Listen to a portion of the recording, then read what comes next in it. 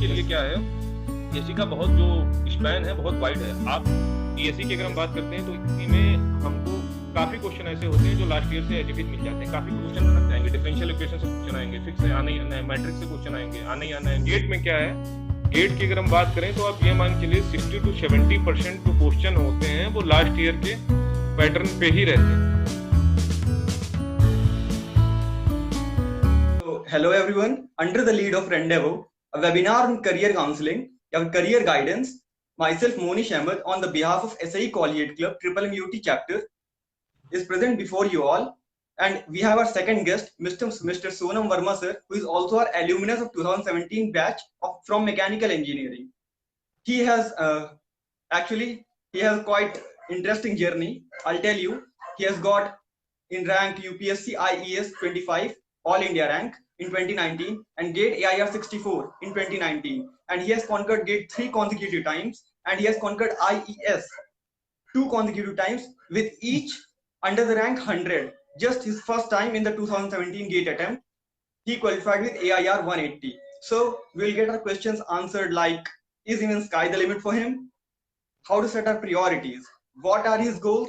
What should we make our goals? How to be consistent? All these questions will be answered by our guest today.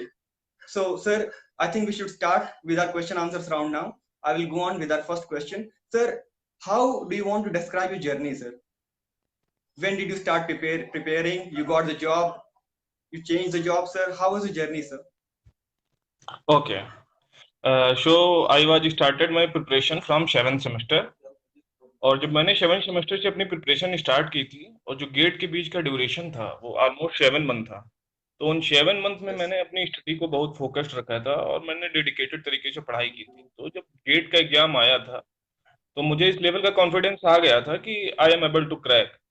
But फिर मैंने GATE exam दिया था। Actually you do one mistake, I am passed out in 2016। So जब मैंने Okay, sir. 2016 में मैंने gate का exam दिया था तो मैंने जो गेट का पेपर अटेम्प्ट किया था वो काफी अच्छा अटेम्प्ट हुआ था, more than 90 plus I was able to attend. But फिर जब Yes, sir. रिजल्ट आया तो मैंने देखा कि मतलब because of some silly mistakes वो मेरे मार्क्स अच्छे नहीं थे। मतलब मैंने एवरेज स्कोर किया था, almost I was get 62 as I remember. So it it was not much good. So मैंने लाइक जैसे जानते हैं सब लोग, आप इस इतने मार्क्स पे ना फिर हमने आईआईटी से कॉल मिली हमको, ना कोई अच्छे रेपुटेड पीएसयू से आई। तो फिर मैं उस टाइम पे काफी डिमोटिवेटेड हुआ था इस चीज को सोच के कि मैंने यार इतना अच्छा प्रिपरेशन किया, because of this mistake I was not able to do this. So फिर उसके बाद मैंने उसी प्रिपरेशन बिहाफ पे लाइक जैसे BRC Bhabha atomic research centre जो होता है वो अपना अलग से Yes, एग्जाम sir. कंडक्ट कराता है। तो फिर मैंने उसके लिए अपनी प्रिपरेशन स्टार्ट की थी। और इन बिटवीन फिर इसरो का भी रिक्रूटमेंट एडवर्टाइजमेंट आया था कि at the first time 104 vacancy was there at that time. इतनी वैकेंसी जनरली इसरो से नहीं आती थी that time, Yes, 104 sir. Vacancy there. So हमको एक मोटिवेशन मिला उस दिशा में कि हम इस दिशा में भी प्रिपरेशन कर सकते हैं। तो फिर मैंने उसी टाइम जो मैंने प्रिपरेशन की थी इन 7 मंथ्स के दौरान उसी के बिहाफ पे मैंने बार्क का एग्जाम दिया था, इसरो दिया था। एक एग्जाम और होता है एनपीसीआईएल, शायद आप लोग जानते हो। Yes, sir. NPCIL BARC, Yes, sir. BARC जैसा ही होता है एक्चुअली, उसका भी अणुशक्ति भवन में इंटरव्यू हुआ था। तो वो तीनों एग्जाम मेरे रिटर्न निकले थे। फिर मुझे थोड़ा हाँ मोटिवेशन मिला कि चलो खैर कुछ तो निकला आल्दो गेट में नहीं हुआ, बट फिर भी। Yes, sir. फिर उसके बाद मेरा इंटरव्यू हुआ इसरो का। पहले बार्क का एक्चुअली इंटरव्यू हुआ था, बट बार्क का इंटरव्यू फर्स्ट टाइम मेरा इंटरव्यू था बार्क का। और आप सब जानते हैं जैसा कि I think most toughest interview for the engineers in the Yes, BARC. sir. So Yes, sir. वहां से मैंने कुछ सीखा, क्योंकि पैटर्न इसरो का भी सेम ही था। लाइक साइंटिस्ट के Yes, लिए sir. बार्क रिक्रूटमेंट करता है, इसरो भी रिक्रूटमेंट करता है। तो वहां से मुझे बहुत सारी चीजें सीखने को मिली कि किस तरह के क्वेश्चन वो लोग पूछते हैं, what they are looking Yes, sir. Into you for the job. तो फिर मैंने उसी Yes, sir. बिहाफ पे इसरो का इंटरव्यू दिया था और मुझे कुछ आइडियाज भी मिल गए थे। मैंने अपने सीनियर से बात की थी कि सर इसरो के इंटरव्यू में जनरली वो लोग क्या पूछते हैं। तो जनरली ज्यादातर क्वेश्चन यही रहता है, उनका पैटर्न फिक्स है कि वो ज्यादातर क्वेश्चन आइदर आपके प्रोजेक्ट से पूछेंगे, either they will ask Yes, sir. Which subjects you are prepared. तो मैंने इन दोनों फील्ड में अच्छे से तैयारी कर ली थी, तो मेरा इंटरव्यू अच्छा गया था। So I was selected. So at that Yes, sir. time I was very happy, I was very excited to get a Yes, sir. job in a good organization like ISRO. Okay, from that So time sir, you onwards. said कि sir, yes sir, so sir you said कि interview जो आपने दिया था, तो sir please हमारे audience के साथ ये शेयर करिए कि सर कॉन्फिडेंस का क्या रोल होता है, क्या उसमें सिचुएशनल क्वेश्चंस भी पूछते हैं, like you are given a situation और आप इसको कैसे हैंडल करेंगे? ये काफी डाउट्स हैं बच्चों के मन में। हाँ देखो, किसी भी इंटरव्यू में ये मोस्ट इम्पोर्टेंट चीज है कॉन्फिडेंस, क्योंकि अगर आप इंटरव्यू में जा रहे हैं तो इट मीन्स, देखिए एक परसेप्शन रहता है कि हमें टेक्निकली बहुत स्ट्रांग होना है इंटरव्यू में जाने के लिए। अगर आप किसी भी इंटरव्यू में गए हैं तो इट मीन्स आपने पहले ऑलरेडी उसका प्री या मेंस जो भी है वॉट एवर आप क्लियर करके गए हैं, तो उनको आइडिया तो इतना होता ही है कि इतना बच्चा कंप्लीट करके आया है तो टेक्निकली तो स्ट्रांग है ही। बट वहां पे जो आपका कॉन्फिडेंस होता है, जो वे ऑफ स्पीकिंग होता है, ये ज्यादा मैटर करता है। तो जिस तरह से यस। मैंने बताया कि जैसे कुछ फील्ड होती हैं, जैसे फिक्स है कि अभी आप जब पीएसयू के इंटरव्यू में जाएंगे तो वो जनरली मैनेजरियल यस। क्वेश्चन पूछते हैं कि लाइक योर हॉबीज। आप पीएससी के इंटरव्यू के लिए जाएंगे तो वो डैब भरवाते हैं, डिटेल एप्लीकेशन फॉर्म। तो उसमें से जो आपने भरा है, जैसे आपने किस किस एक्स्ट्रा करिकुलर एक्टिविटी में पार्टिसिपेट किया है, आप कहाँ से हैं, तो उससे रिलेटेड अगर कोई न्यूज चल रही है, उन सब चीजों में आपको आइडिया होना चाहिए। तो मतलब एक पैटर्न है ना, जिस साइंटिस्ट का पैटर्न है कि वो जैसे इसरो में लाइक क्वेश्चन पूछे जाते हैं प्रोजेक्ट से, जो भी आपने प्रोजेक्ट किया है इधर दे विल आस्क टेक्निकली क्वेश्चन। तो इस तरह से अपने आप को कॉन्फिडेंस बनाना है। कॉन्फिडेंस बनाने के लिए जैसे मान लीजिए कोई फर्स्ट टाइम इंटरव्यू देने जाता है तो मन में ये बात आती है कैसे रहेगा, कैसे होगा, वहां पे चीजों को कैसे फेस करेंगे या कैसे बोलेंगे। तो उसका एक सिंपल सा तरीका यही है कि आप पहले यूट्यूब पे देख लीजिए इंटरव्यू वगैरह कैसे होते हैं जनरली, क्या एक्सप्रेशन रहते हैं लोगों के, तो उन एक्सप्रेशन और फिर खुद को क्या कीजिए, जैसे खुद ही से क्वेश्चन पुटअप कीजिए और अपने आंसर्स को रिकॉर्ड करिए, फिर सुनिए, देखिए हम कहाँ पे गलती कर रहे हैं या कहाँ पे हेजिटेशन आ रही है, कहाँ पे कम्युनिकेशन स्किल में प्रॉब्लम है। तो उस तरह से इस चीज को वो टेक किया जा सकता है। को करिकुलर एक्टिविटीज भी उतनी इंपॉर्टेंट है जितनी स्टडीज है किसी भी इंटरव्यू को क्रैक करने के लिए, क्योंकि अगर आप इंटरव्यू के लिए क्वालिफाई होते हैं तो आपकी टेक्निकल स्किल्स अच्छी हैं। तो सर आप हमारी कॉलेज के एल्यूमिनस हैं, आप जानते हैं कि हमारी सोसाइटी, हमारे कॉलेज में सोसाइटीज का कल्चर है, स्टूडेंट्स अलग अलग को करिकुलर एक्टिविटीज में इन्वॉल्व होते हैं, स्पोर्ट्स में, कल्चरल में, पब्लिक स्पीकिंग, मैनेजरियल स्किल्स, हर चीजों में। तो सर ये चीजें भी इंपॉर्टेंट हैं। हाँ काफी। जैसे मैं बता रहा हूँ, अभी मैंने जब ओएनजीसी का इंटरव्यू दिया था तो उन लोगों ने मुझसे पूछा था कि आपने किस किस करिकुलर एक्टिविटी में भाग लिया है, but to be very honest कि मैं उस टाइम पे इतना एक्टिव नहीं था। मैं मतलब यस इन सर। सब चीजों में ज्यादा पार्टिसिपेट नहीं करता था। तो उस चीज का फर्क है, क्योंकि आप कोई भी डैब भरेंगे या कोई भी इंटरव्यू से पहले जो लेटर आता है उसमें ये सारे ऑप्शन रहते हैं कि आपने किन यस किन सर। एक्टिविटी में भाग लिया, क्या किया, तो उसका एक इम्पैक्ट पड़ता है। Definitely it okay will sir. Make impact but. Okay sir. Sir our next question is regarding sir EAC examinations। Sir उसमें जीएस का पार्ट आता है, तो सर बच्चों का ये प्रॉब्लम होती है कि सर हम जीएस कहाँ से प्रिपेयर करें, बेस्ट स्टडी मटेरियल कहाँ से मिलेगा, न्यूज़पेपर का हमें कौन सा पार्ट पढ़ना चाहिए, कौन सा छोड़ना चाहिए, क्योंकि सर उसमें काफी लेंदी होता है। सर जीएस को प्रिपेयर करने का सबसे अच्छा तरीका कौन सा है ईएस एग्जामिनेशन देखो, के लिए?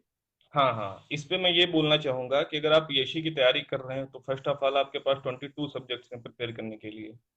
22 यस 12 सर। टेक्निकल सब्जेक्ट्स और 10 जो हम लोग जिनको जीएस बोलते हैं, बट एक्चुअली उनको जीएस कहना गलत है, क्योंकि उसमें से कुछ subjects more than 60 to 70% syllabus ऐसा है जो हम लोग अपनी इंजीनियरिंग में ही पढ़ते हैं, बट उसको हम लोग क्या करते यस हैं, सर। मिस कर देते हैं। जैसे इंजीनियरिंग ड्राइंग फर्स्ट ईयर में पढ़ाई जाती है, कभी क्लास ही नहीं अटेंड करते हैं हाँ। लोग उसको।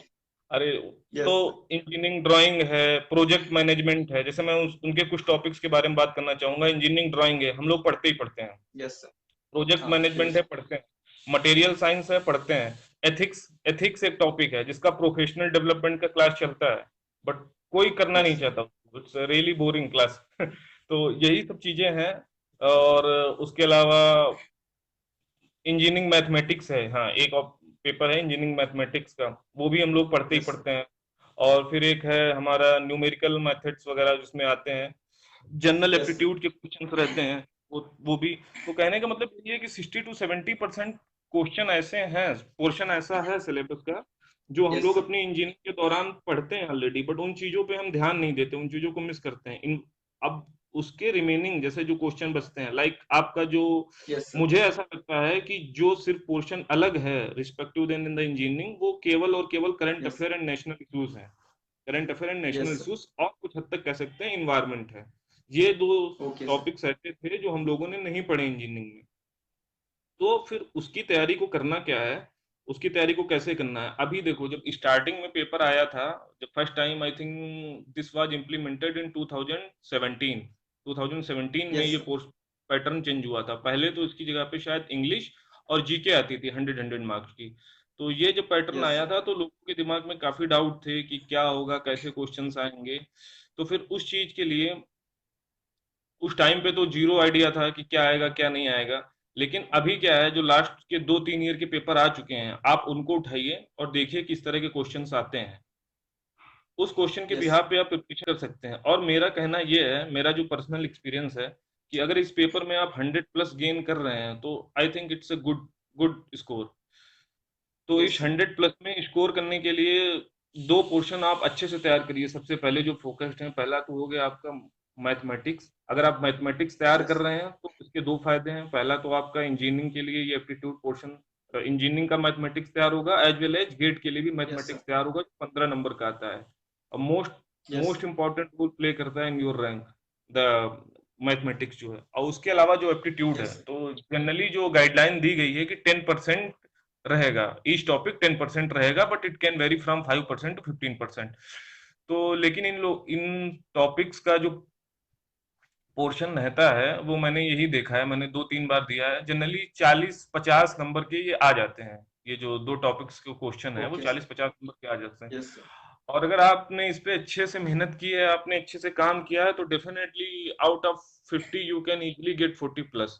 Easily you can gate 40 yes plus तो इन दो टॉपिक से ही आप अच्छे से 40+ नंबर ला सकते हैं। इसके अलावा जो आपके पास यस बचा है, जैसे मान लीजिए एथिक्स है, एथिक्स पे आपको पीएचडी करने की जरूरत नहीं है। आप कितना भी पढ़ लें, you can never be yes full confident I will crack the question come from the ethics.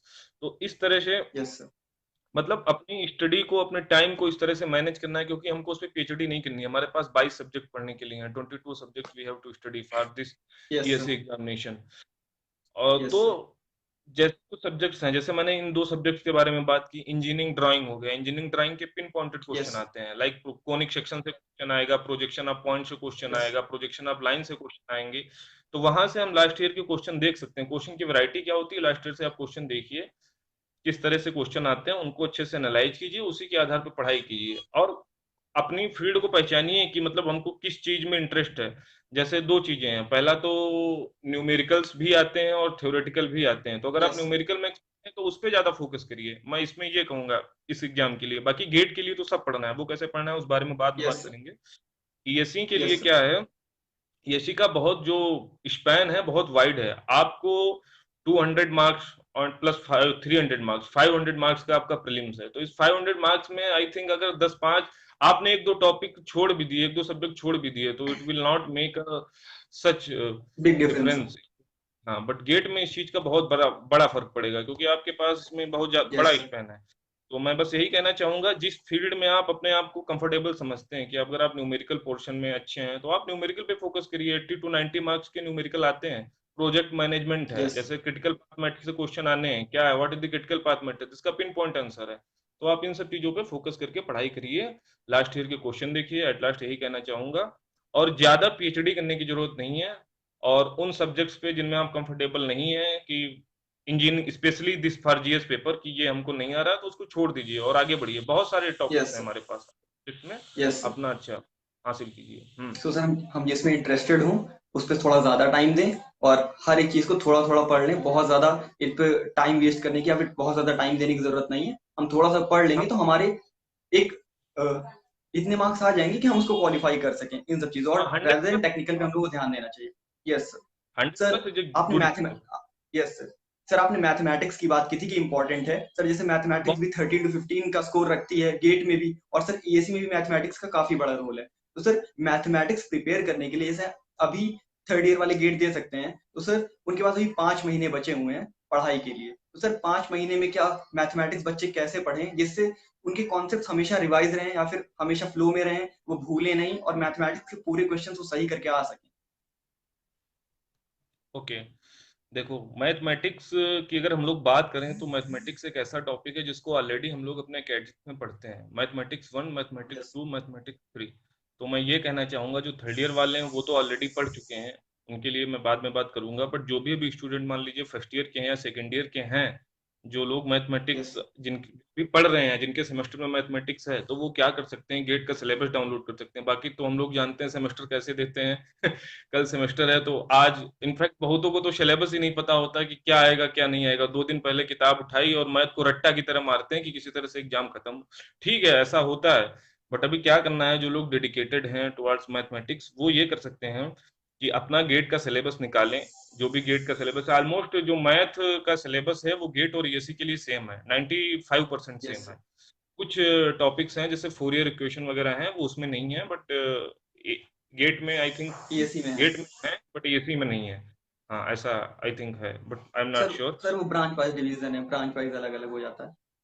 हाँ, तो वो क्या कर सकते हैं, गेट पढ़ाई तो करनी है उनको, बाद में भी उसकी प्रिपरेशन मैथमेटिक्स की करनी है, तो उस पर्टिकुलर टॉपिक को पहले वो क्या करते हैं, करें, अच्छे से पढ़ें और प्रॉपर वे में पढ़ें। मतलब जस्ट नॉट ऑब्जेक्टिव टाइप, वो उसको न्यूमेरिकल, जैसे पूरा जो पोर्शन होता है उस पोर्शन को यस अच्छे से समझें, किस तरह से हमें करना है। फिर उस तरह से करने के बाद आपका एक कॉन्फिडेंस आएगा। फिर जब आपने उस एक्सरसाइज को किया, बुक्स की एक्सरसाइज को किया है, उसके बाद आप देखें कि गेट में किस तरह के क्वेश्चन आए हैं, फिर आप उनको करें, और फिर वहां से जो आपके ओके डाउट्स सर। होते हैं, अगेन आप उसी एक्सरसाइज में जाएं और चीजों को देखें कि क्या गलती की मैंने, कैसे किया। तो वहां से आई थिंक आपको काफी कुछ सीखने को मिल सकता है। इस तरह से प्रिपरेशन की तो जा सर सकती है। मतलब और रही बात मैथमेटिक्स की, यस 5 महीने, तो 5 महीने बहुत बड़ा टाइम होता है। अभी आप जैसे कोई यस भी बंदा गेट की कोचिंग के लिए जाता है, या तो वो जनरली कब जाता है, जुलाई में जाता है, और जुलाई से यस दिसंबर सर। तक सारा सिलेबस खत्म हो जाता है। तो उन 5-6 महीनों में तो पूरा सिलेबस खत्म हो जाता है। तो मैथमेटिक्स आई थिंक बहुत आसानी से खत्म हो सकती है, it's not a tough task. तो उसको खत्म करने के ओके लिए सर। बस यही है कि लास्ट ईयर के सारे क्वेश्चन देखें, किस तरह के क्वेश्चन आए, और रिपीटेशन बहुत ज्यादा इंपॉर्टेंट है मैथमेटिक्स में, क्योंकि वहां पे जो भी क्वेश्चन आते हैं, जैसे क्वेश्चन कहाँ से आएंगे, डिफरेंशियल इक्वेशन से क्वेश्चन आएंगे, फिक्स है, आना ही आना है, मैट्रिक्स से क्वेश्चन आएंगे, आना ही आना है, न्यूमेरिकल मैथ क्वेश्चन यस आएंगे। यस तो बस उन्हीं पैटर्न को समझें, किस कॉन्सेप्ट पे क्वेश्चन आए उनको समझें, फार्मूले याद होने चाहिए मैथ के लिए। इसका कोई अल्टरनेटिव नहीं है, कोई शॉर्ट ट्रिक नहीं है कि क्या शॉर्ट ट्रिक है, कुछ भी नहीं। फार्मूले सारे के सारे याद होने चाहिए, और उस फार्मूले को अप्लाई कैसे करना है ये भी इंपॉर्टेंट है। जनरली मैकेनिकल के लिए मैथ के ओके क्वेश्चन सीधे सिंपली फार्मूले बेसिस रहते हैं, बट इलेक्ट्रिकल वगैरह, यस सर। इलेक्ट्रिकल में मैंने देखे हैं उनका जो थोड़ा लेवल होता है वो हाई होता है। जैसे हम लोगों ने आईआईटी में प्रिपरेशन की थी प्रोबेबिलिटी की, तो काफी अच्छे लेवल के क्वेश्चन रहते हैं, बट गेट में ऐसा कुछ यस नहीं है। Sir. Simply they are asking, but अगर आपको फार्मूले okay sir. Concept clear, you can easily do it. Okay sir. Sir our next question is sir, बहुत से बच्चों की ये क्वेरीज होती है सर कि हम शॉर्ट नोट्स कैसे बनाएं और रिवीजन के टाइम पे शॉर्ट नोट्स को कैसे यूज करें। हाँ लाइक सर शॉर्ट, दोबारा बुक पढ़ना थोड़ा हेक्टिक हो जाता है। हाँ हेक्टिक हो जाता है। देखो स्टार्टिंग में मैं ये बोलना चाहूंगा, अगर किसी भी प्रिपरेशन, किसी भी एग्जाम की आपको प्रिपरेशन करनी है, तो फर्स्ट ऑफ ऑल आप क्या करें। जैसे मान लीजिए मैं एक पर्टिकुलर सब्जेक्ट की बात करता हूँ, जैसे मान लीजिए कि मैं आपको थ्योरी ऑफ मशीन, आप you are from mechanical right ना, यस सर। तो yes theory of after machine, mechanical sir. Theory of machine की अगर आपको तैयारी करनी है, तो आप सबसे पहले क्या करें कि थ्योरी ऑफ मशीन का सिलेबस देखें कि क्या सिलेबस है इसका, और एग्जाम में क्या यस क्या क्वेश्चन, मतलब क्वेश्चंस आए हुए हैं। तो फिर उस सिलेबस को आप बुक से पढ़ें, पहले आप अपने कॉन्सेप्ट क्लियर करें first of all, yes sir. यही बेस्ट वे है। पहले उसकी थ्योरी पढ़ें, फिर जो फार्मूले हैं वो याद करने की कोशिश करें, फिर उसके बाद जब आपने पर्टिकुलर टॉपिक को पढ़ लिया है, तो आप ये सोचें कि, मतलब अपनी आईज को क्लोज करें 10 मिनट, और ये रिकॉल करने की कोशिश करें कि हमने जो पढ़ा है हमको कितना याद हुआ। तो ऐसा यस नहीं है कि अगर आपने अच्छे से पढ़ा है तो 100% अगर पढ़ा है तो 20% 30% definitely you will be able to recall. फिर उसके बाद उसको, यस सर। जो भी चीजें आप भूल लें, जो भी चीजें आप भूल रहे हैं, कोई पर्टिकुलर फार्मूला भूले हैं, तो उस फार्मूले का शॉर्ट नोट बनाएं। फिर उसको, यस सर। जैसे किसी भी टॉपिक में या किसी भी चैप्टर में 10 फार्मूले हैं, तो 10 फार्मूले अगर आप पढ़ेंगे तो 4-5 फार्मूले ऐसे होंगे जो आपको डेफिनेटली याद हो जाएंगे। कुछ फार्मूले ऐसे होते हैं जो याद नहीं होते हैं, उनको आप क्या कर सकते हैं, एक चार्ट पे बना के अपनी आंखों के सामने चिपका लीजिए, सुबह शाम उठते वक्त देखेंगे तो वो याद आ जाएंगे। और फिर अगर शॉर्ट नोट की बात करते हैं, तो मेरा ये मानना है कि शॉर्ट नोट पे हमको, शॉर्ट नोट तब बनानी चाहिए कि जब हमने अपना काम कर लिया है, जब हमने उस चैप्टर को तैयार कर लिया है, उसके बाद आप टेस्ट सीरीज दें। और टेस्ट सीरीज में जब देने के बाद, टेस्ट सीरीज एक टेस्ट सीरीज में जो भी आपके मार्क्स आ रहे हैं या जो भी आप गेट कर रहे हैं उससे आप एनालाइज करें कि हमने गलतियां क्या की है या क्या नए कॉन्सेप्ट आए हैं, तो उस चीज को आप एज ए शॉर्ट नोट्स बना के लिख सकते हैं। या फिर वो कुछ ओके पर्टिकुलर सर। फार्मूले जो बहुत बार रिपीटेड हुए हैं गेट में, बहुत बार पूछे गए हैं किसी भी एग्जाम में और आपको याद नहीं हो रहे हैं, तो उसका बना लीजिए। That's it. Okay sir. बाकी हम्म हाँ सर। हाँ okay sir. Sir next question sir, हमारे ऑडियंस से एक क्वेरीज है कि हम कॉलेज भी जाते हैं सर, 9 से 5 कॉलेज रहता है सर, तो सर जो कॉम्पिटिटिव स्टडीज हैं और जो कॉलेज की स्टडीज हैं सर, एक तो हेक्टिक शेड्यूल हो जाता है हमारा थोड़ा सा, तो सर उसको एक साथ कैसे लेके चलेगी, कंपटीशन की प्रिपरेशन हमारी हो जाए कॉलेज में रहते रहते, और सर हमारा कॉलेज का भी प्रिपेयर हो जाए। हम्म देखो, इसमें क्या है, जनरली मैं अपना बता रहा हूँ कि मैंने जैसे बताया कि मैंने 7 सेमेस्टर से प्रिपरेशन अपनी स्टार्ट की थी, तो जनरली यही है कि फाइनल ईयर का जो भी एकेडमिक्स होता है वो थोड़ा लीन हो जाता है compare to the third year and second year. ठीक है, उसमें हमारे यस। प्रोजेक्ट्स वगैरह भी आ देते हैं, तो इतना एकेडमिक्स पे ध्यान देना नहीं होता है। और बाकी रही बात, अगर 9 to 5 हम लोग कॉलेज जा रहे हैं और उसके बाद 9 to 5 कॉलेज जाने के बाद आई थिंक हमारे पास 15 घंटे बच जाते हैं, 15-16 घंटे भी बचते हैं। तो उस यस। अगर 15-16 घंटे में अगर हम लोग 2-3 घंटा टाइम मैनेजमेंट बना लें, 2-3 घंटे कंसिस्टेंटली बना लें, अच्छे से पढ़ें, तो I think it's yes. Sufficient. और आप अगर कॉलेज जा रहे हैं तो वहां भी तो पढ़ाई कर ही रहे हैं ना मैकेनिकल की। तो हाँ। ऐसा तो नहीं यस सर। कोई भी मतलब इंटरवल आपको मिला या कोई भी टीचर नहीं आया, तो वहां पे आप अपने नोट्स ले जा सकते हैं, वहां पे अपनी प्रैक्टिस कर सकते हैं, वहां पे भी टाइम मैनेजमेंट करिए। But yes. टाइम मैनेजमेंट तो करना पड़ेगा, एटलीस्ट आपको 3 to 4 आवर्स आपको देने हैं। अगर 3 to 4 आवर्स आप दे रहे हैं ओके। तो it's it's sufficient, it's sufficient, it's yes sir. Not a tough. तो सर मतलब अगर हम डेली 2 से 3 घंटे 4 घंटे स्टडी करते हैं, तो सर दैट सफिशिएंट कि हम एग्जाम क्रैक कर लेंगे अगर हम अच्छे से डेडिकेटेड होकर पढ़ाई करते हैं तो। Yes yes. Yes sir. और सर कॉलेज जा रहे हैं तो उसके एक और अलावा डाउट। हाँ। Yes sir. सर एक और डाउट आता है बच्चों के मन में सर, कि सर हम कंसिस्टेंट नहीं रह पाते हैं, आज मोटिवेशन रहता है पढ़ाई का, 2 4 दिन बाद 1 महीने बाद फेड हो जाता है। सर ऐसा है तो सर आप इतना साल तक सर इतनी बार एग्जाम्स दिए हैं, हर बार अंडर 100 रैंक लाए हैं, तो सर आपका कैसे मोटिवेशन इतना हाई रहता था, आप हमेशा स्टडीज के लिए इतना कंसिस्टेंट कैसे रह पाए? स्टडीज के लिए कंसिस्टेंट देखो यार एक्चुअली ये जो मेरा टारगेट ही था, honestly to be very honest, जब मैंने स्टार्टिंग में मैंने फर्स्ट डे ज्वाइन किया था अपना कॉलेज, तो एक्चुअली उस टाइम पे आइडिया तो रहता नहीं है हम लोगों को कि क्या करना है यस। क्या नहीं करना है, what is the best career. तो ऐसे बातें हुई थी हम लोगों के बीच, तो हमको ये पता चला था, एक्चुअली मैं जानता भी नहीं था कि the best career for the engineer, mechanical engineer is the IAS officer in Indian railway. तो तभी से मेरे दिमाग में है, बट ये लगता था कभी कभी कि इट वाज वेरी टफ, कैसे होगा, क्या करेंगे। तो फिर मैंने क्या किया, जब मैंने अपनी प्रिपरेशन स्टार्ट की थी, तो उस टाइम पे एक्चुअली, और जब मैंने मेरा गेट का रिजल्ट आया, so as I tell you already कि I was GATE 60 marks, yes. तो म- बुरा तो लगा था कि आई वाज वेरी डिसअपॉइंट कि मेरे 60 मार्क्स ही रह गए, मुझे पीएसयू नहीं मिल पाएगा, ये सारी चीजें। बट हाँ, एक मोटिवेशन ये था कि मैंने जब स्टार्ट किया था at that time I was not able to in fact qualified the GATE exam, but as of now I I I GATE 60 plus marks. So ये एक मोटिवेशन था कि इस तरह से अगर हम पढ़ाई करेंगे, और फिर उसके बाद मेरे बार के एग्जाम क्लियर हुए, इसरो के एग्जाम क्लियर हुए, एनपीसीआईएल के एग्जाम क्लियर हुए, तो इससे मुझे मोटिवेशन मिली, एक कॉन्फिडेंस बढ़ा कि अगर ये हो सब हो सकता है तो फिर वो क्यों नहीं हो सकता। तो यस। उसी बेसिस पे मैंने फिर यस। ईएससी की अपनी प्रिपरेशन स्टार्ट की थी। तो ईएससी की जब मैंने प्रिपरेशन स्टार्ट की तो फर्स्ट टाइम मेरी 81 रैंक आई थी, जो मेरे लिए रियली सरप्राइजिंग था कि चलो मैंने, मुझसे खैर क्रैक तो हो गया यूपीएससी आईएएस एग्जामिनेशन। तो yes. at on the behalf of that 81 rank I was not able to get my desired service, मुझे ऑर्डिनेंस फैक्ट्री मिला था। तो फिर ऑर्डिनेंस यस। फैक्ट्री मतलब ठीक था, बट मुझे तो इंडियन रेलवे ही चाहिए था आईएएस के थ्रू। तो फिर मैंने फिर फर्दर यस। अपनी तैयारी की।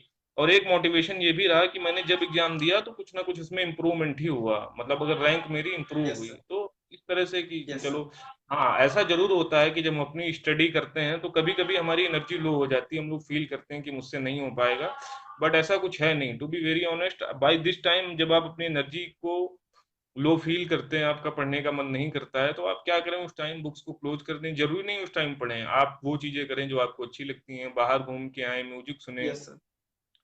कुछ मोटिवेशनल चीजें सुने। तो फिर 1 घंटे बाद, आधे घंटे बाद, या नहीं आज तो कल, कल से स्टार्ट करेंगे। बट ऐसा नहीं है कि हाँ ओके आज सर। स्टार्ट किए तो 4 दिन बंद कर दिए फिर उसके बाद स्टार्ट किए, तो इससे ये जो गैप आ जाता है यस ना, सर। वो यस सर। डिसकंटिन्यू कर देता है आपकी तैयारी को। Okay sir. Sir next question, एक क्वेरी रहती है बच्चों के मन में हमेशा से ही कि हम कोचिंग ज्वाइन करें या फिर स्टडी मटेरियल ले लें या फिर ऑनलाइन सब्सक्रिप्शन ले लें, जैसे अन अकेडमी एक प्लेटफॉर्म है। तो सर बेस्ट पॉसिबल वे कौन सा है कोई भी एग्जाम की प्रिपरेशन करने का, सेल्फ स्टडी या फिर कोचिंग? देखो, इसके बारे में मैं ये कहना चाहूंगा, एक सिंपल सी बात है कि अगर आप कोचिंग करने जाते हैं तो कोचिंग करने आप कब जाएंगे, जो फाइनल ईयर आपका कंप्लीट हो जाएगा, means you are going in fact in July only ना, राइट? तो जब आप जुलाई में यस। जाएंगे, जुलाई के बाद आपका इंजीनियरिंग सर्विसेज का जो प्रीलिम्स एग्जाम होता है वो जनवरी में होता है, और जो गेट यस। एग्जाम होता है वो फरवरी में होता है। तो हर किसी भी कोचिंग का टारगेट यही रहता है कि by the end of December they want to finish all the courses, right? तो आपके पास यस सर। कितना टाइम, जुलाई से दिसंबर का, तो कितने, 6 महीने हुए ना? 6 मंथ। Yes sir. 6 ना? तो 6 सिक्स मंथ। मंथ्स में, यस सर। वो समझ लो, वो 6 मंथ में सारा जो आपने 4 साल पढ़ा है उसको समराइज करके वो लोग 6 महीने में खत्म कर देते हैं, और 6 महीने में बच्चे क्रैक भी कर लेते हैं। तो अभी आप ये समझो कि जब 6 महीने में लोग क्रैक कर सकते हैं उस एग्जाम को, तो इन 4 सालों में क्यों नहीं कर सकते हैं? ठीक है। तो यस सर। आपको एक मोटिवेशन यस। चाहिए, डेडिकेशन चाहिए। हाँ, बस कोचिंग में फायदा ये है कि आपका एक रूटीन बन जाता है। आपको कोचिंग जाना ही जाना है, मतलब जब आप सोचते हैं कि अरे घर से बाहर आए हैं, हम इतना दूर पढ़े हैं, सिर्फ और सिर्फ कोचिंग के लिए पढ़े हैं, तो आप ना चाहते हुए भी एक बार जाएंगे। तो कोचिंग एक आपको प्रॉपर वे दे देता है कि इस तरह से पढ़ें। तो मैं यस यही सर। कहना चाहूंगा कि जो लोग सेल्फ स्टडी कर पढ़ाई, वो सेल्फ स्टडी करके किसी एग्जाम को क्रैक करना चाहते हैं, definitely they can crack it, no issue. But वो क्या कर सकते हैं, एज ए डायरेक्शन के तौर पे जो हमारे नोट्स मार्केट में अवेलेबल हैं उनको ले लें।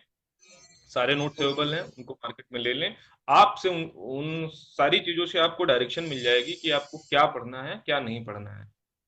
तो वो जो यस सर।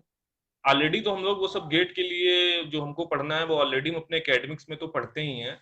तो उसी उन्हीं पर्टिकुलर टॉपिक पे अच्छे से फोकस करें, अच्छे से उनकी पढ़ाई करें, और फिर जब लगे कि हाँ मेरा थोड़ा कॉन्फिडेंस आ गया है, तो लास्ट ईयर के GATE previous year exam question solve करें, और फिर देखें कि हम कितना क्वेश्चन हमसे बनना है, कितने नहीं बनने हैं, क्या कमियां हैं, उनको सुधारने की कोशिश करें। तो okay definitely sir. It it is sir. Possible. Okay sir. Sir a bit of political question sir, but इसका हमारी गेट एस्पिरेंट से बहुत कुछ लेना देना है। सर जो रैपिड प्राइवेटाइजेशन है आजकल पीएसयूज का, इससे सर गेट एस्पिरेंट्स में बहुत ज्यादा कमी आ गई है, तभी थर्ड ईयर को भी ये लोग अलाउ कर दिया है, ऐसा बहुत लोगों का मानना है। तो सर आपका इस पे क्या टेक है कि प्राइवेटाइजेशन देखिए, पीएसयूज से हमारी जॉब से इफेक्ट पड़ेगा? हाँ, इस बारे में यार खैर मैं भी कुछ ज्यादा कह नहीं सकता, क्योंकि जब ये चीजें प्राइवेटाइजेशन होंगी उसके बाद देखेंगे क्या होगा। बट अभी हमारे पास कोई ऑप्शन नहीं है, भी है हमारे पास तो अभी गेट ही ऑप्शन बचता है मैकेनिकल इंजीनियर के लिए। यस अगर सर। आपको किसी भी गवर्नमेंट सेक्टर में जाना है, then you have only two options, either GATE और ईएससी। हाँ, कुछ एक दो एग्जाम यस। ऐसे हैं जो अलग से कंडक्ट कराए जाते हैं। तो अभी इस चीज को लेके डिमोटिवेट नहीं होना है, कि अगर प्राइवेटाइजेशन होगा भी तो गवर्नमेंट कोई ना कोई पॉलिसीज लाएगी। अगर प्राइवेटाइजेशन हो रहा है तो वहां पे उन लोगों को स्किल्स बंदे चाहिए होंगे।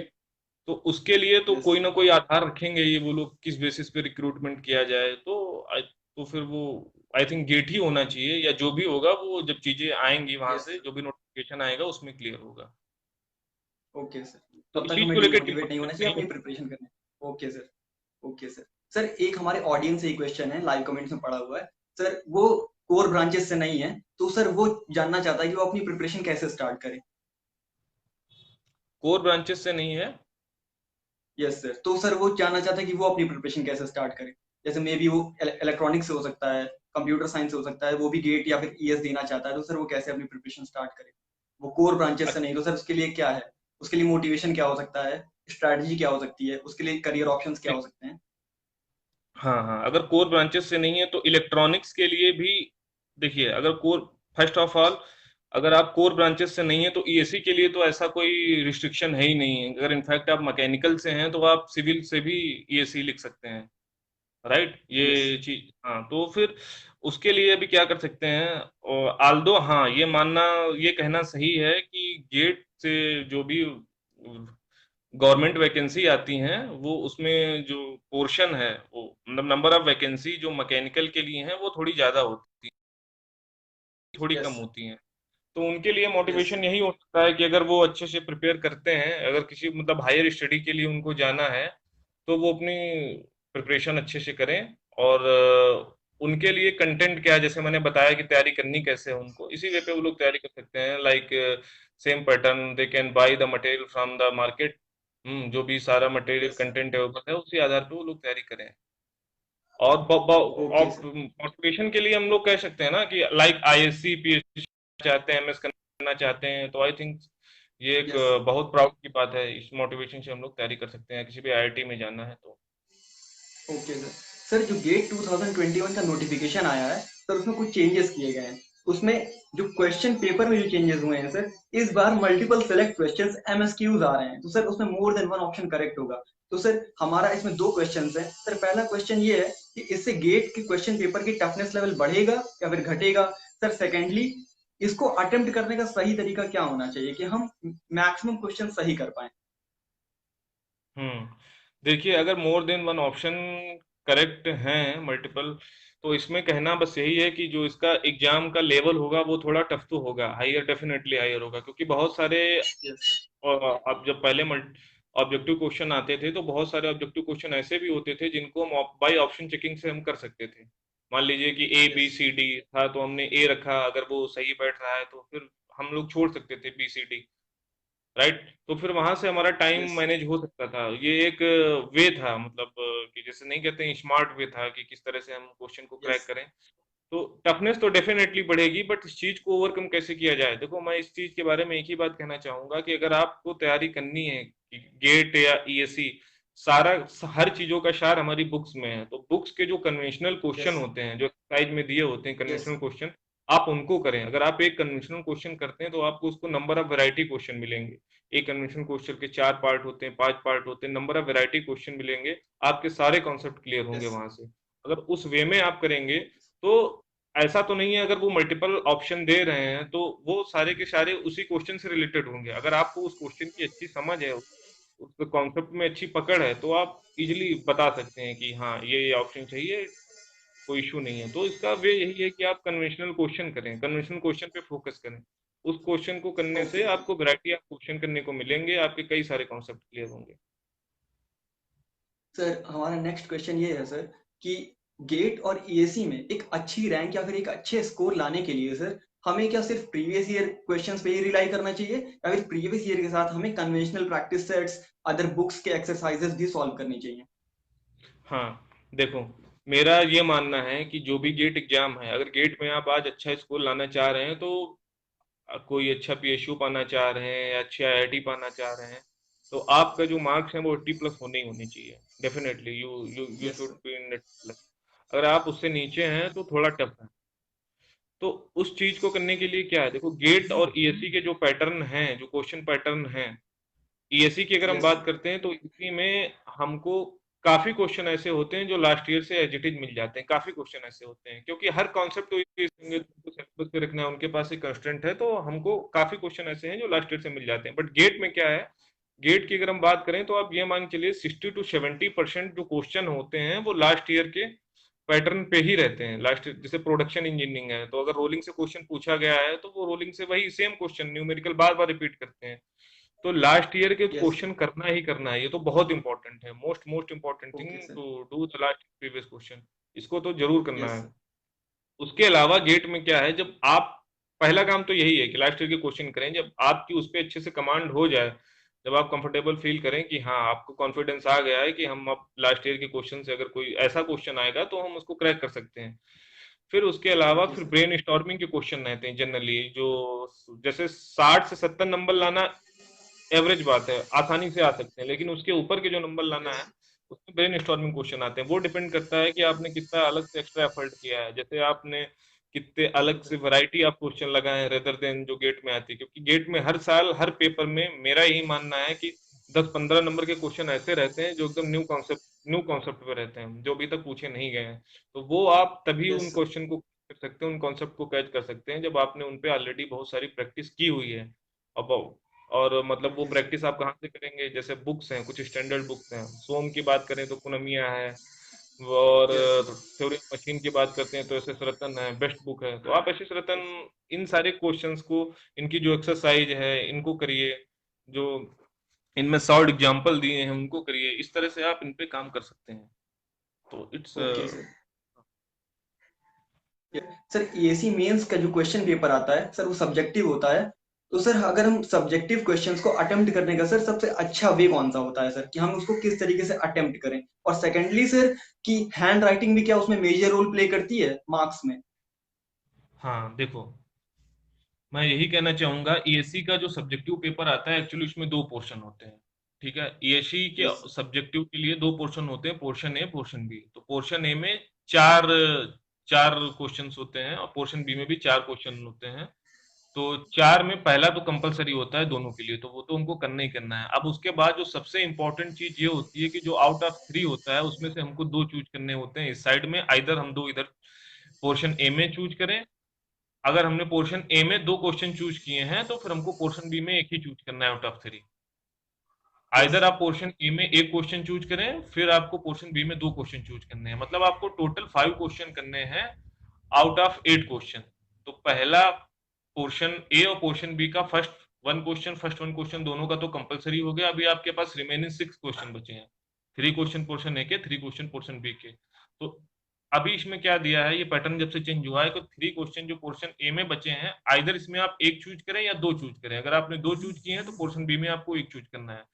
तो ये जो चूजिंग है ना क्वेश्चन की, ये बहुत ज्यादा इंपॉर्टेंट है।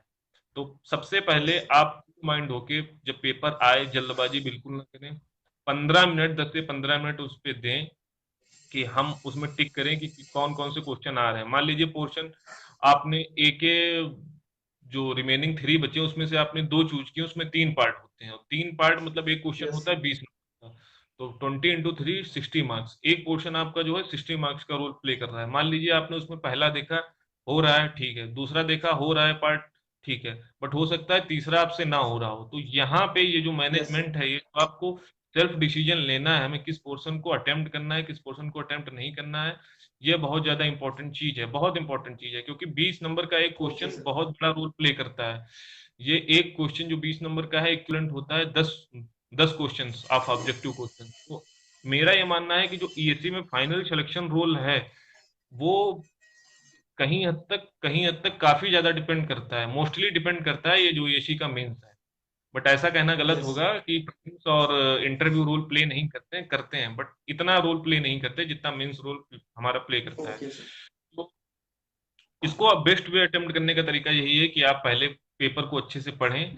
आप देखें कि किस चीज को हमें सेलेक्ट करना है, कौन से क्वेश्चन हमसे बनना है, और फिर उसके बाद जब आप कॉन्फिडेंट हो जाएं कि हमसे ये क्वेश्चन बनने हैं, फिर उनको आप अच्छे से करें। और रही हैंड राइटिंग की बात, तो I think handwriting role play नहीं करती, डजंट मैटर, क्योंकि वो ओके। न्यूमेरिकल ओके पोर्शन में सर। हैंड राइटिंग का कोई मतलब नहीं। हाँ, बट ऐसा जरूर लिखें कि एग्जामिनर जो है हमारे पढ़ लें उसको कि लिखा क्या है ओके और सर। बच्चा बोलना क्या चाह रहा है, बस दैट्स इट। Okay sir.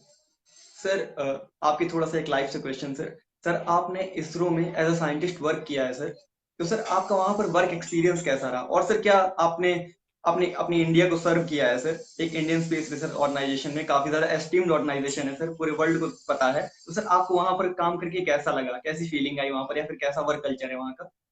हाँ देखो, इस बार इसरो इसरो के बारे में अगर बोलना चाहूंगा तो इसरो टेक्निकल एस्पिरेंट्स के लिए बेस्ट प्लेटफॉर्म है। ठीक है, यहाँ यस। पे बेस्ट प्लेटफॉर्म है, यहाँ पे आपको अपॉर्चुनिटी है to work with world class project, like जैसे भी हमारा चंद्रयान 2 गया था। यस। वर्ल्ड नोज, पूरी दुनिया की आंखें थी चंद्रयान 2 की तरफ। तो यस सर। आपको इस तरह इस लेवल के प्रोजेक्ट्स पे काम करने का मौका मिलता है। और जैसे कि हमारे अब मिशंस हैं, लाइक आदित्य L1 मिशन, आप यस सर। ह्यूमन मिशन है अपना। तो इस तरह की लेवल पे जब आप वर्क करेंगे तो आपका कॉन्फिडेंस ऑटोमेटिक बढ़ेगा। ये जो आपकी चीजें हैं, लॉट टू नो यहाँ, मतलब ऐसा, अभी आप सैटेलाइट एरिया पे वर्क कर रहे हैं, सैटेलाइट के बारे में बहुत कुछ जानना है, बहुत कुछ सीख सकते हैं। उसके अलावा रेदर देन कम्युनिकेशन पे सीख सकते हैं। मतलब ये एक ऐसी ऑर्गेनाइजेशन है, आल्दो मैं यहाँ मैकेनिकल बैकग्राउंड से हूँ, जो मेरा एक्सपीरियंस रहा है, लेकिन यहाँ पे हमको बहुत सारी चीजें सीखने को मिली, लाइक इलेक्ट्रॉनिक्स बैकग्राउंड से भी, कंप्यूटर साइंस बैकग्राउंड से भी, इलेक्ट्रिकल बैकग्राउंड से भी, क्योंकि ये जो एक सब्जेक्ट अभी आप लोगों ने सुना होगा मैकेट्रॉनिक्स। तो ये जो यस सर। सैटेलाइट हमारे जो भी होते हैं वो कम्बिनेशन होते हैं, mechanical, electronics, yes IT, computer science. तो इनमें सारी चीजों का कम्बिनेशन है। तो अगर आप वर्क कर रहे हैं किसी भी सैटेलाइट पे, तो जो एक्सपीरियंस होता है, इट वाज रियली ऑसम। आप रॉकेट पे यस वर्क कर सकते हैं, सैटेलाइट को हमने लाइव लॉन्च होते हुए देखा है, उन पे वर्क किया है, तो वो जो फीलिंग है बहुत अच्छी है।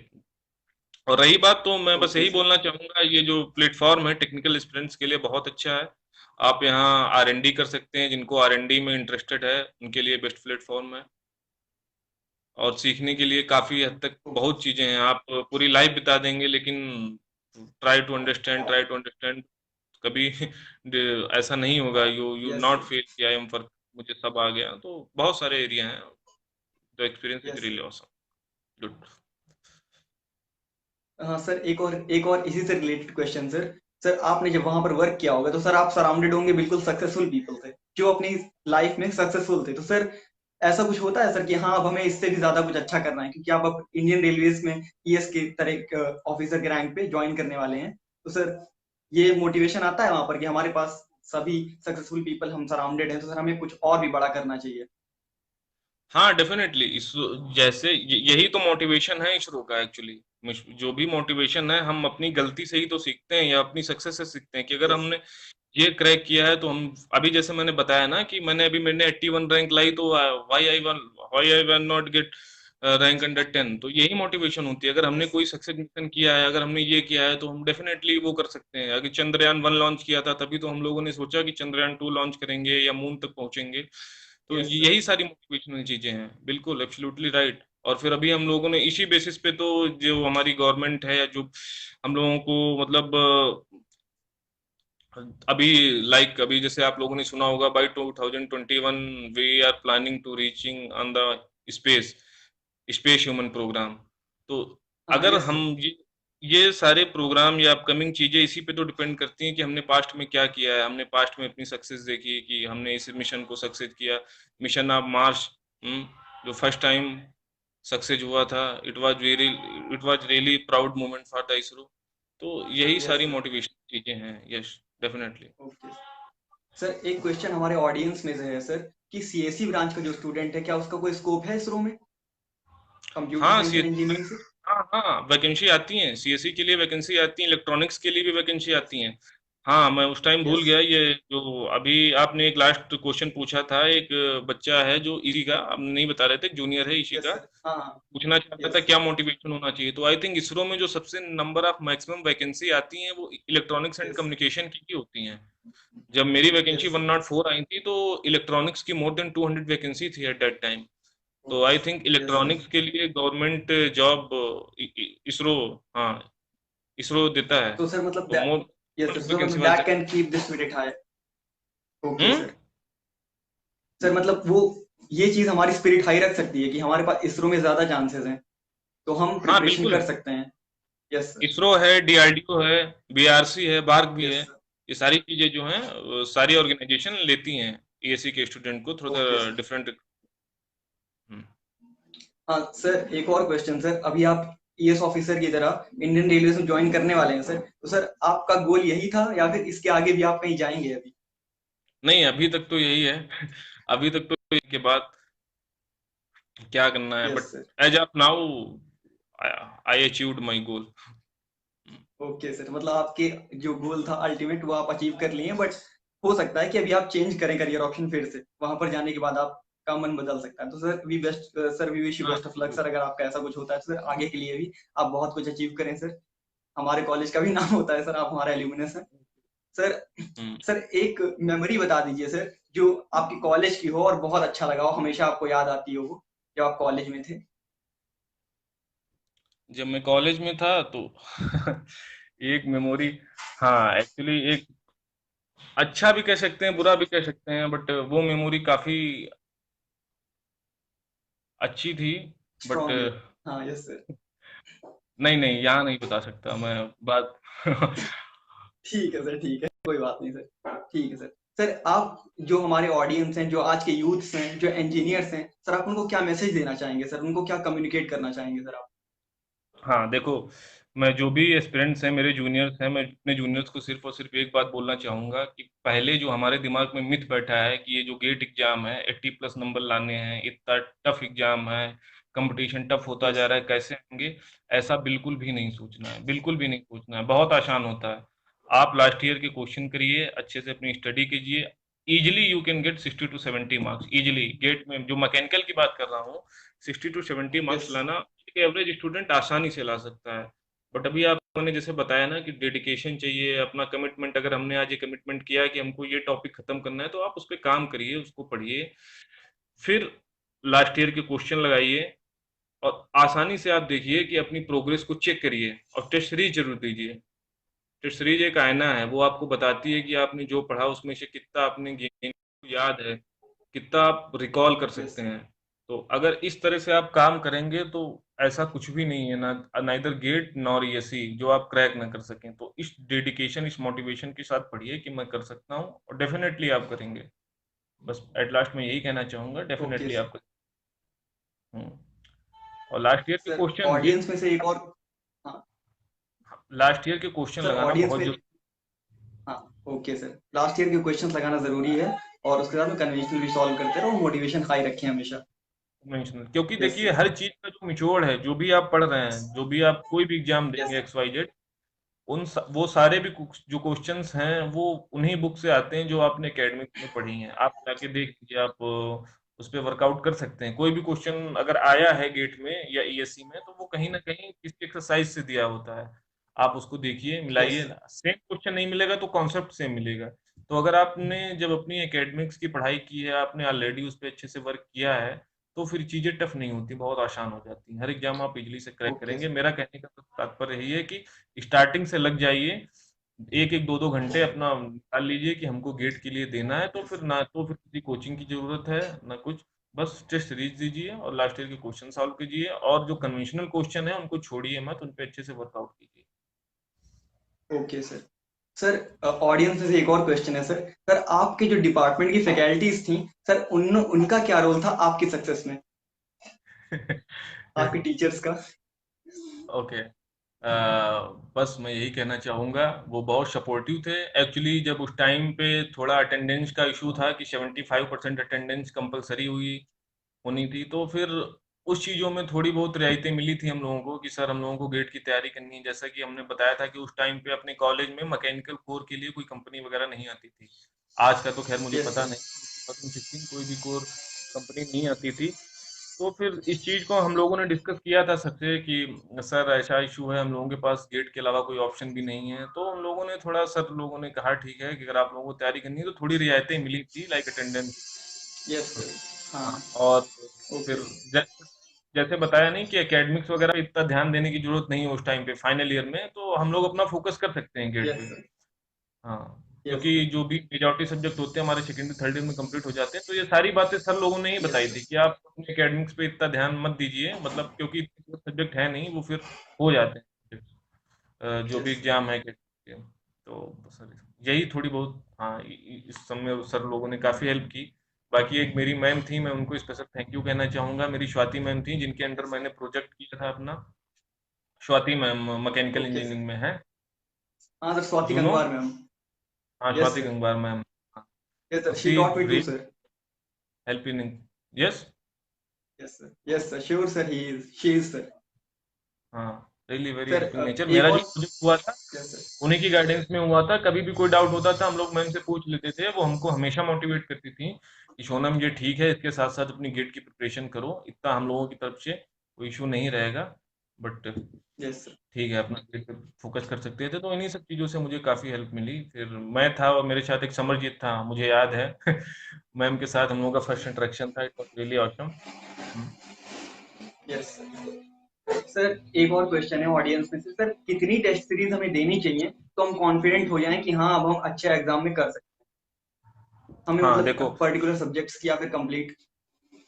हाँ देखो, मैं इस बारे में बस यही बोलना चाहूंगा कि अगर किसी भी एग्जाम की आप टेस्ट सीरीज दे रहे हैं, जैसे मान लीजिए कोई भी टॉपिक आपने पढ़ा, लाइक आपने strength of yes material sir. पढ़ ली, स्ट्रेंथ ऑफ मटेरियल आपने तैयार कर ली, तो स्ट्रेंथ ऑफ मटेरियल देने पढ़ने उस तैयारी के बाद अगर आप स्ट्रेंथ ऑफ, क्योंकि जो हमारे एग्जाम, जो हम टेस्ट सीरीज ज्वाइन करते हैं उसमें कई वैरायटी ऑफ टेस्ट सीरीज होती हैं। कुछ तो पर्टिकुलर, जैसे कुछ स्ट्रेंथ ऑफ मटेरियल के लिए होते हैं, only for strength of material, only for theory of machine. फिर कुछ कंबाइंड होते हैं दो तीन टॉपिक्स के। और फिर क्या होता है, कुछ कम, फिर पूरे फुल सिलेबस होते हैं। तो जैसे आपने स्ट्रेंथ ऑफ मटेरियल पढ़ा, तो स्ट्रेंथ ऑफ मटेरियल के जनरली आपको सिर्फ 4 से 5 टेस्ट मिल जाएंगे। तो यस उसमें आप क्या करें, एक दे के देखें, फिर अब अगर आप एक दे रहे हैं फिर उसमें अपने आप को रिकॉग्नाइज करें कि हम कितना गेन किए हैं, कहाँ पे हमारी गलतियां हैं, उनको सुधारें। लेकिन जनरली होता यह है कि जब हम, एक बात मैं इसमें और बताना चाहूंगा, जनरली ये है कि जब हम लोग किसी भी टॉपिक की तैयारी करके तुरंत टेस्ट सीरीज देते हैं तो उसमें परफॉर्मेंस हमारी ऑटोमेटिक खुद ब खुद अच्छी होती है, ये फैक्ट है। यस तो सर अभी करना क्या है, उस टाइम पे देखिए देखिए, फिर अभी क्या करिए कि जैसे मान लीजिए आपने किसी टॉपिक को पढ़ा, स्ट्रेंथ ऑफ मटेरियल आज आपकी तैयार हो गई, तो 10 दिन बाद इसका देके देखिए कि 10 दिन बाद हमको चीजें कितनी रिकॉल हैं, कितनी रिटेन है। फिर फिर आप देखें, और फिर जो चीजें भूल रहे हैं वहां पे, जो मैंने बताया था पहले, वो जो चीजें भूल रहे हैं उनके शॉर्ट नोट्स बना लीजिए, या जो नए कॉन्सेप्ट मिल रहे हैं उनके शॉर्ट नोट्स बना लीजिए। और फिर जब आप इस तरह से यस करेंगे तो हर सब्जेक्ट का आपको एक आइडिया लग जाएगा कि किस सब्जेक्ट पे मेरी अच्छी पकड़ है, मेरी अच्छी कमांड है, कौन सा सब्जेक्ट मेरा वीक है। और जो वीक है उसकी रिपीटेशन कीजिए, और रिपीटेशन इसके अलावा कोई अल्टरनेटिव नहीं है। अगर आप कई बार रिपीटेशन करेंगे तो आएगा, एक बार में नहीं, 2 बार में नहीं, 3 बार में नहीं, आना ही पड़ेगा उसको, और आपकी अच्छी पकड़ हो ओके जाएगी, good command on that yes particular subject. Hmm. Okay sir sir our next question is sir sir क्या कॉलेज का सीजीपीए सच में लाइफ में सक्सेसफुल होने के लिए मैटर करता है और सर करता है तो कितने किस किस एक्सटेंट तक करता है आ, इस बारे में तो सिर्फ यही मैं कहूंगा कि एटलीस्ट इतना बना लेना कि जितना क्राइटेरिया होता है to fill the form actually. क्योंकि बहुत सारे यस सर ऑर्गेनाइजेशन ऐसे हैं, they will not allow a certain limit, 6.5 CGPA, 65%, कुछ 70%। यस सर बस इतना ही मैटर करता है, बाकी आप जो एग्जाम में करते हैं, आपने क्या किया है उस एग्जाम को क्रैक करने के लिए। अगर आपने एग्जाम क्रैक किया है और फिर आपने इंटरव्यू में कैसा परफॉर्म किया है, ये ज्यादा मैटर करता है, CGPA doesn't matter according to me. Okay sir बस हाँ, यस इतना जरूर मैटर करता है कि अगर बिलो आपका सर्टेन लिमिट है then you are not able to apply. तो यस सर वहां पे मैटर करेगा। हाँ। यस सर तो सर मतलब वही मिनिमम एलिजिबिलिटी क्राइटेरिया तक स्कोर कर लें हाँ और बिल्कुल, बाकी अपना क्राइटेरिया फुल। हाँ, हाँ बट ऐसा नहीं यस इस सर बात को सुन के कि यही है कि 6.5 रखना है, ऐसा नहीं है। स्कोर कीजिए जितना एज मच एज पॉसिबल है, बट साथ में अपनी तैयारी को लेके भी चलना है, क्योंकि वो भी उतना हाँ इंपॉर्टेंट एरिया है। क्योंकि ऐसा तो है नहीं यस सर सीजीपीए बेसिस पे हमको कोई जॉब मिल जाएगी, ऐसा कुछ नहीं है। ये मिथ होता है कि या यस सर हमारा इंटरव्यू बहुत ज्यादा वो इससे ज्यादा इम्प्रेस्ड हो जाएगा, हमें जॉब दे देगा, ऐसा कुछ भी नहीं है। हाँ, थोड़ा बहुत इंप्रेशन पड़ता है, दैट्स गुड। बट जो आप उसका जो टॉक होता है इंटरव्यू का, 15 मिनट का जो आपका इंटरेक्शन रहता है, उसमें क्या यस आपका सर इंप्रेशन है वो ज्यादा मैटर करता है। ओके सर सर अभी ओके। जो हमारे 2020 बैच के फाइनल ईयर सीनियर्स जो जस्ट अभी पास आउट हुए हैं सर सर अभी ग्लोबल रिसेशन चल रहा है तो उनको डिग्री भी लेट मिली है जॉब में ज्वाइनिंग भी नहीं मिल रही है सर तो सर आप उनके लिए क्या मैसेज देना चाहेंगे जिससे वो मोटिवेटेड रहें और थोड़ा सा खराब फील ना करें अपने बारे में या फिर अनलकी फील ना करें हाँ देखो, अभी यार इस बारे में बस यही कहना चाहूंगा कि अभी जो रिसेशन चल रहा है वो तो थ्रू आउट कंट्री चल रहा है। हाँ, थोड़ा जॉब लॉसेस हुए हैं, यस मैंने भी सुना है इस बारे में। खैर मुझे ज़्यादा आइडिया नहीं है, but what ever I get news, तो इसके बेसिस पे यही कह सकता हूँ, जॉब लॉसेस हैं। बट वो लोग डिमोटिवेटेड ना हो, बिल्कुल अपनी तैयारी को कंटिन्यू रखें, और बीच बीच में वैकेंसी आएगी, डेफिनेटली वैकेंसी आएगी। लाइक डीआरडीओ से भी वैकेंसी सुनने में आया रिलीज होने वाली है, इसरो से भी वैकेंसी आएंगी, बीआरसी से तो हर यस साल सर आनी ही आनी है। तो अपनी फर्दर स्टडी करें, अपनी यस फर्दर प्रिपरेशन करते रहें। तो अगर जब कभी चीजें सही होंगी या जब वैकेंसी आएंगी, at that time they are able to apply and crack the exam.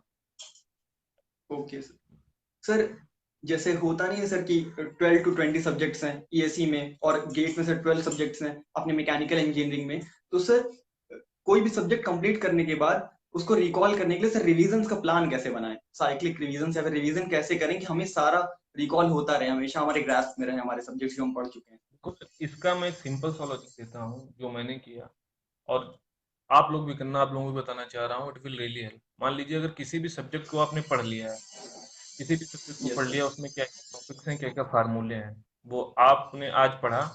एक दिन में तो पॉसिबल नहीं, 7 दिन में पढ़ लिया, ठीक है। तो 7 दिन में जो जो फार्मूले, आपको एटलीस्ट आइडिया लग जाएगा कि सब्जेक्ट में क्या इंपॉर्टेंट है, कहाँ से क्वेश्चन आते हैं, इतना तो आइडिया लग यस जाएगा। फिर फार्मूले याद करने की कोशिश कीजिए, जब आपको लगे कि हाँ हमने इस पे वर्कआउट कर लिया है।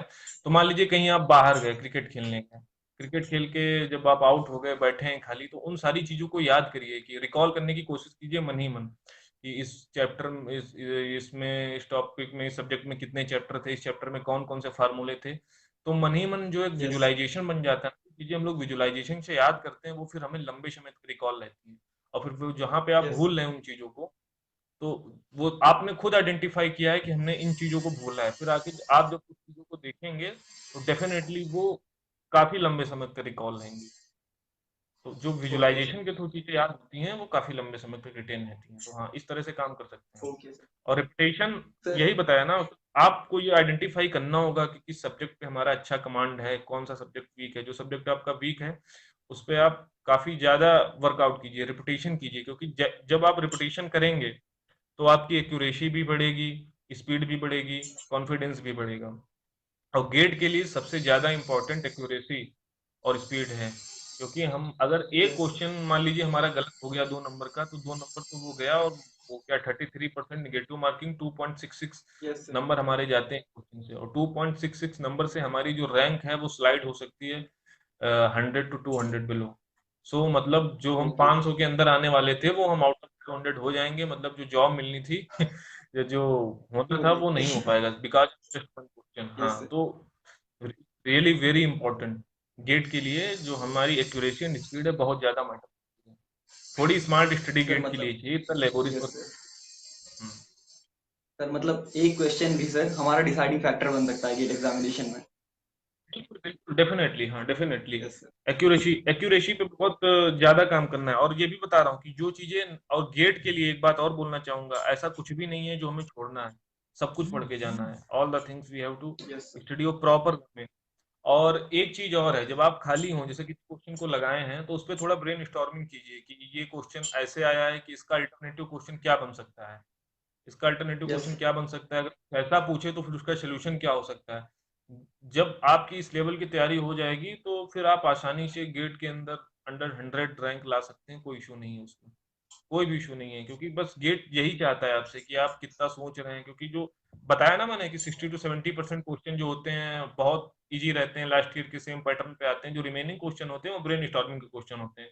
जब ऑलरेडी इस पे वर्क कर यस सर। चुके हैं तो फिर चीजें आपको हैंडल करना उस एग्जाम के दौरान थोड़ा इजी हो जाता है। सर जैसे आजकल बहुत ज़्यादा डिजिटलाइजेशन है, पीडीएफ्स एंड वीडियोस हमेशा इंटरनेट पे अवेलेबल रहते हैं, तो सर क्या आपने अपनी स्टडीज के दौरान या फिर प्रिपरेशन के टाइम पे आपने हेल्प ली थी इंटरनेट की, या फिर आपने सिर्फ बुक्स या फिर वीडियो या फिर कोचिंग्स का रेफरेंस लिया था? हाँ हाँ, नहीं, बुक कोचिंग ये तो प्रायोरिटी तो यही है कि हमको इन्वॉल्व नहीं होना चाहिए। बट मेरा ये मानना है कि अगर आप किसी भी टॉपिक को पढ़ रहे हैं, उसमें से कुछ चीजें समझ में नहीं आ रही, जैसे मान लो जाइरोस्कोप है, जाइरोस्कोप पूरा यस सर। 3D है, राइट। Yes sir.